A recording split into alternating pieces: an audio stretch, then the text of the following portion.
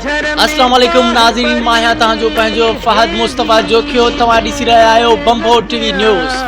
छा तव्हांखे ख़बर आहे त कींझर ढंढ ते कींझर नालो कीअं पियो?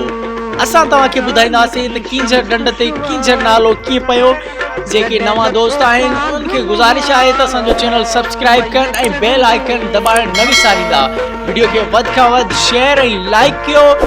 हलूं था वीडियो जे तरफ़। कींझर ढंढ जंहिंखे हिकु तफ़री माग तौर ते सुञातो वेंदो आहे, पर हूअ पंहिंजे अंदर में हिकु वॾी तारीख़ रखे थी। कींझर ढंढ ते कींझर नालो कींझर मीरभर जे करे पियो, जेको नूरीअ जो वालिद हुयो। कींझर ढंढ कींझर मोहाणे खां पहिरियां बि मौजूद हुई, जिते मोहाणा मच्छू मारे पंहिंजो पेट गुज़र कंदा आहिनि। पर समन जे दौर हुकूमत में सन 632 हिजरी धारे सिंध ते समय हुक्मरान ॼाम तमाची जी हुकूमत हुई।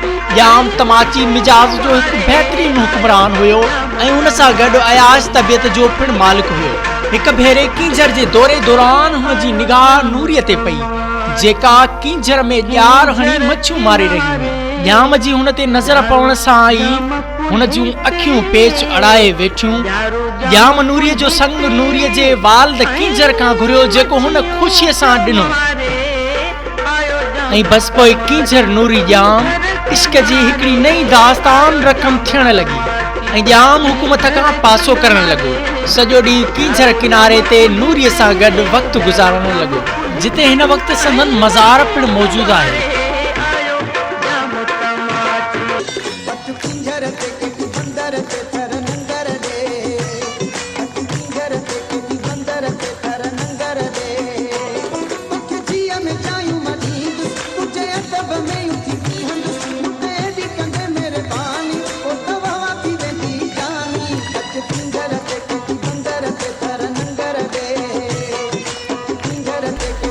यकीनन नाज़रीन, तव्हांखे ख़बर पइजी वई हूंदी त सिंध जी तारीख़ी ढंढ कींझर जो नालो कींझर कीअं पियो। एशिया जी सभ खां वॾी ढंढ आहे, जेकी हिन वक़्तु सिंध जे तारीख़ी शहर ठट्टे में मौजूदु आहे।